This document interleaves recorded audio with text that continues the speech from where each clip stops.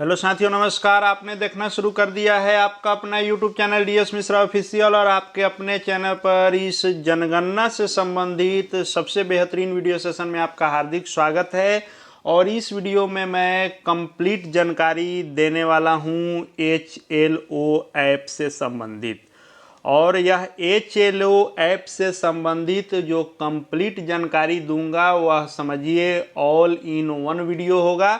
यानी जो भी ऐप से संबंधित है, ऐप में जैसे भवनों की अपेक्षित संख्या, मकानों की अपेक्षित संख्या, साथ ही साथ जितने ऑप्शन हैं मकान सूची की डेटा एंट्री से लेकर डेटा अपडेट करने से लेकर के डेटा को सिंक करने से लेकर के फिर सिंक किए गए डेटा में संशोधन को लेकर के, या फिर सारांश देखने या कार्य की पूर्णता से संबंधित जितने सारे ऑप्शन हैं, इन सभी ऑप्शनों में कैसे कहाँ क्या करना है, क्या कुछ सावधानी बरतनी है, कैसे इस कार्य को पूर्ण करना है, पूरी कंप्लीट जानकारी इस वीडियो में मिलेगी। ऑल इन वन वीडियो में होगा आपको, और आपके लिए गजब का यह उपयोगी वीडियो साबित होगा। इसलिए अंत तक मेरे साथ बने रहेंगे। और यदि चैनल से अब तक नहीं जुड़े होंगे तो चैनल को सब्सक्राइब करके बेल आइकन को प्रेस कर लेंगे। आगे भी आपके काम की हर जानकारी आप तक पहुंचती रहेगी।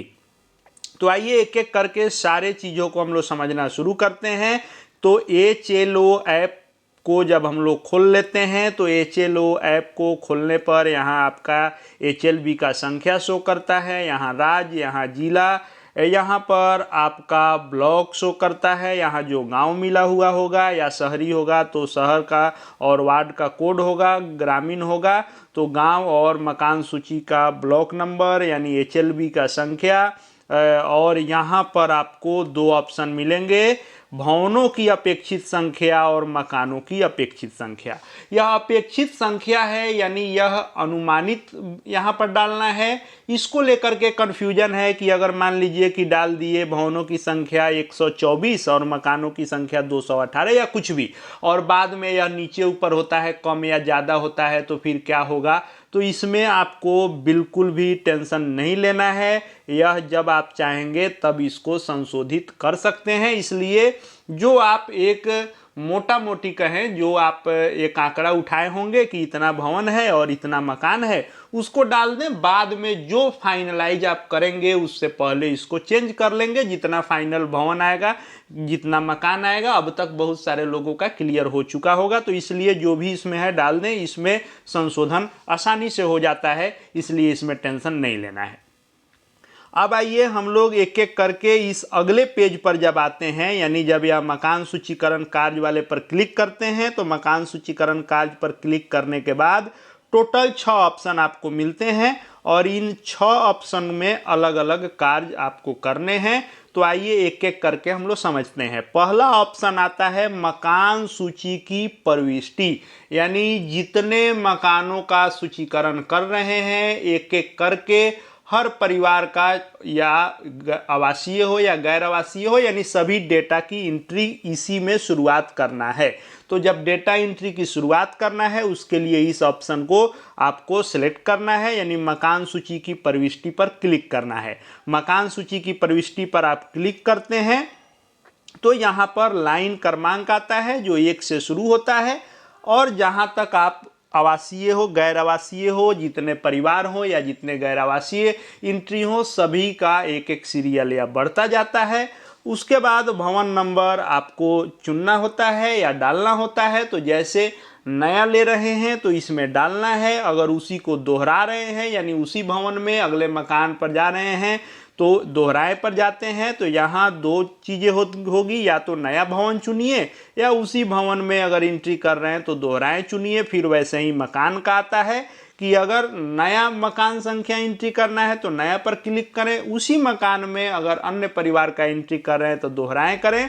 तो इस तरह से इसको आप करते हैं। फिर अगला पर क्लिक करते हैं। अगला करने के बाद एक एक करके चौथे से लेकर 34 नंबर प्रश्न तक, मोबाइल नंबर डालने तक आप डालते हैं, और सारे प्रश्नों का जवाब देने के बाद आप जब सबमिट करते हैं तो यहाँ पर उत्तर की समीक्षा करने के लिए आता है, यानी सारे प्रश्नों में जो आपने इसमें ऑप्शन चुना है वह सारे ऑप्शन आपको दिखाई देते हैं। एक बार इसका क्रॉस वेरिफिकेशन करते हैं, फिर पुष्टि करें पर आप क्लिक करें तो यह डेटा जो है सबमिट हो जाएगा। कहाँ? आपके ऐप में, यानी आपके पास अभी रहेगा।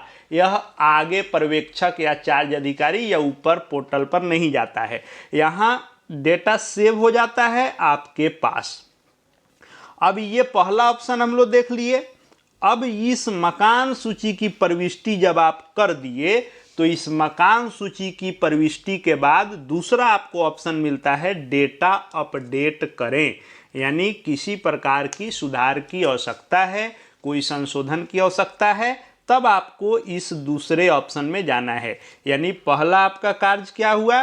तो मकान सूची की प्रविष्टि। फिर इससे आगे बढ़े तो डेटा अपडेट की आवश्यकता है, तो इस डेटा अपडेट में जाना है। इस डेटा अपडेट में जब आप जाते हैं तो आपके सामने ऐसा मिलता है, यानी जो आपने यहाँ पर एंट्री किया है वह आपका लाइन क्रमांक, मकान नंबर, भवन नंबर, परिवार क्रमांक, परिवार के मुखिया का नाम, स्थिति पूर्ण कर लिए हैं, पूर्ण दिखाएगा।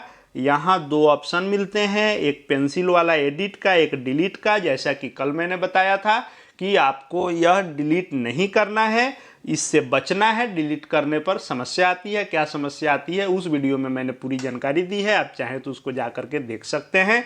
फिर दूसरा जो यहाँ ऑप्शन है एडिट वाला, पेंसिल वाला, इसमें जा करके आप एडिट कर सकते हैं। तो जैसे ही आप पेंसिल वाले पर क्लिक करते हैं एडिट करने के लिए, आपके सामने फिर से ये आ जाता है सीरियल नंबर 1 से। लेकिन इसमें भी मैंने बताया था उसी वीडियो में कि यह गलती भूल कर नहीं करें, क्योंकि इस एडिट में आपको ये जो पहला है ये नहीं चेंज हो सकता है, दूसरा नहीं चेंज हो सकता है, तीसरा नहीं चेंज हो सकता है, चौथे प्रश्न से यानी मकान की स्थिति से बदल सकते हैं।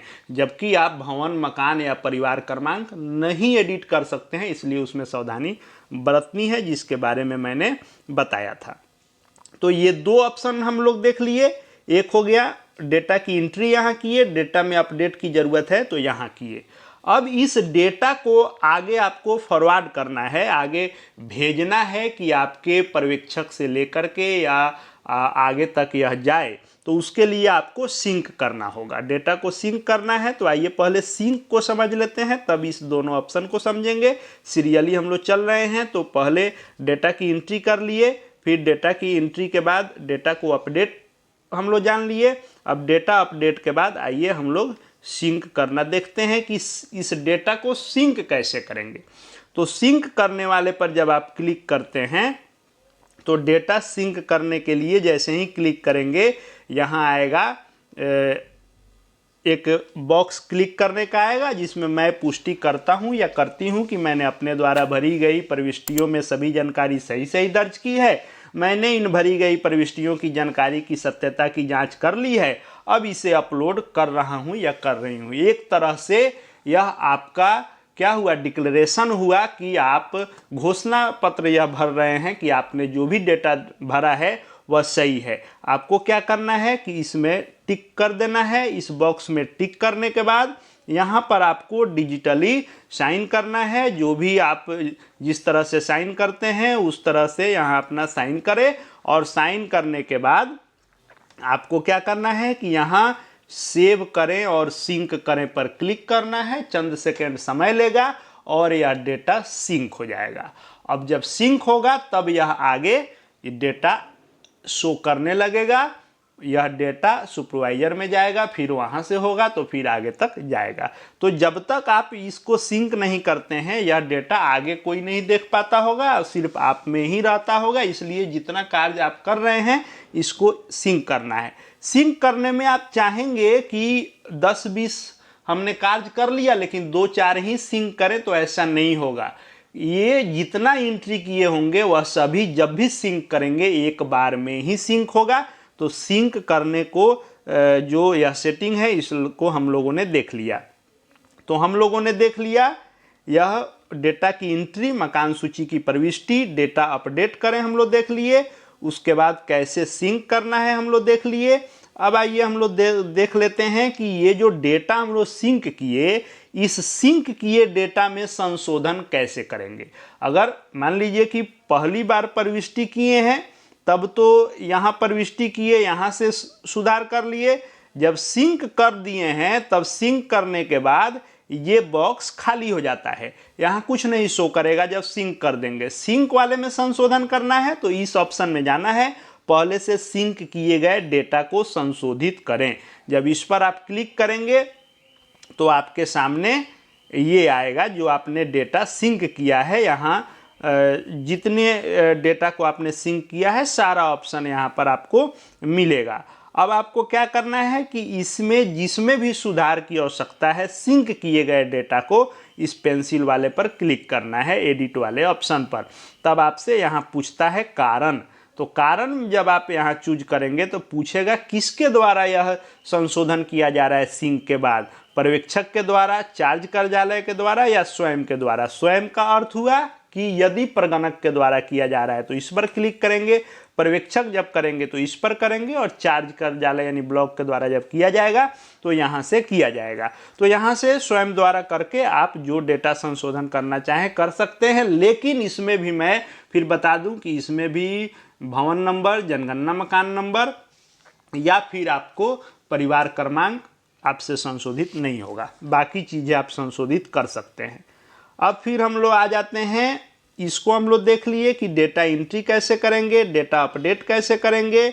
उसके बाद हम लोग देख लिए कि डेटा को सिंक कैसे करेंगे, सिंक किए गए में संशोधन कैसे करेंगे। अब दो चीज़ें बची हैं, एक सारांश और एक पूर्णता। तो आइए सारांश को हम लोग देखते हैं कि सारांश का क्या काम है। सारांश का काम है आपको इसका पूरा डिटेल देखना। इसमें आपको कुछ एंट्री इत्यादि नहीं करेंगे आप, इसमें सिर्फ देखने के लिए है। आप रिपोर्टिंग कर रहे हैं, आपसे पूछा जा रहा है या आप खुद देखना चाह रहे हैं कितना काम किए, तो सारांश में पूरा दिखाई देगा कि आपने कुल कितने जनगणना मकान का जो है एंट्री कर लिया है, कार्य कर लिया है। इसमें कुल सामान्य परिवार कितने थे, इसमें कुल गैर आवासीय कितने थे, कुल संस्थागत परिवार कितने थे, कितना आपने पूर्ण करके छोड़ा है यानी सिंक नहीं किया है। जो सिंक नहीं होगा आप में एंट्री होगा, सिंक नहीं होगा तो वह संख्या यहाँ दिखाएगी। यदि अपूर्ण आधा अधूरा भरे हैं उसकी एंट्री की करना शुरू किए लेकिन फाइनल सबमिट नहीं किए तो अपूर्ण कितना इसमें दिखाएगा। टोटल सिंक कर दिए तो टोटल यहाँ संख्या होगा, या जितना सिंक किए यहाँ होगा, लॉक किए गए या डिलीट किए गए को यहाँ दिखाएगा। यानी आपके HLO ऐप पर किए गए कार्य का पूरा एनालिसिस यहाँ पर आपको दिखाई देगा कि कितना कार्य आपने किस रूप में कितना हुआ है, यानी सामान्य परिवार के रूप में, गैर आवासीय के रूप में, संस्थागत के रूप में, जनगणना मकान के रूप में कितना हुआ, कितना पूर्ण करके रखे हैं, सिंक नहीं किए, कितना अपूर्ण रखे हैं, कितना सिंक कर दिए, सब कुछ आपको यहाँ देखने को मिलेगा। उसके अलावा आपको यहाँ ये जो आपको आई आइकन दिखाई देगा, यहाँ पर जब आप क्लिक करते हैं तो आपको ये पूरी जानकारी सिर्फ देखने को मिलती है कि आपने इसमें क्या क्या भरा है। तो जिनका भी यह एंट्री होगा, जिस परिवार का होगा, वह पूरा यहाँ पर दिखाई देगा। अब इसके अलावा अब एक लास्ट ऑप्शन बच गया है जिसको हम लोग को देखना है, समझना है। तो लास्ट ऑप्शन है पूर्ण के रूप में चिन्हित करें। तो इसको अभी कुछ नहीं करना है, जब पूरा कार्य हो जाएगा आपके चार्ज ऑफिस से यानी प्रखंड से जब निर्देश प्राप्त होगा कि इसको पूर्णता कर देना है, पूर्ण करने का ऑप्शन क्लियर कर देना है, तब आपको इसको करना है। अभी इसमें कुछ छेड़छाड़ नहीं करना है।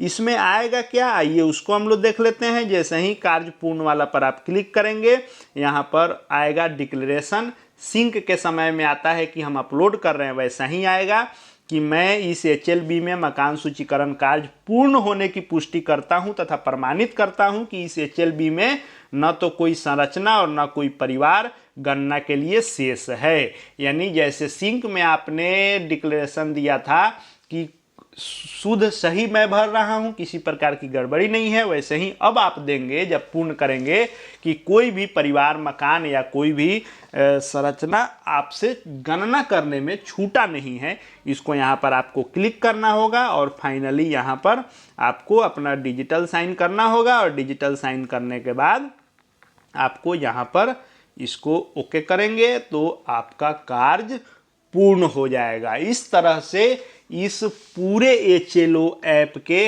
हर ऑप्शन को हम लोगों ने देखा जाना किसमें क्या करना है। आशा है वीडियो आपके लिए उपयोगी साबित होगा। अधिक से अधिक शेयर करेंगे, अन्य साथियों के हितार्थ काम आ सकता है और आपके काम का लगा हो तो वीडियो को लाइक जरूर करेंगे और यदि चैनल से अब तक नहीं जुड़े होंगे तो चैनल को आज ही सब्सक्राइब कर लेंगे। शिक्षा विभाग, शिक्षकों से संबंधित, शिक्षा जगत से संबंधित सबसे विश्वसनीय चैनल है। आपके लिए हमेशा आपके सेवार्थ वीडियो आते रहेंगे। इस वीडियो को देखने के लिए आपका बहुत बहुत धन्यवाद।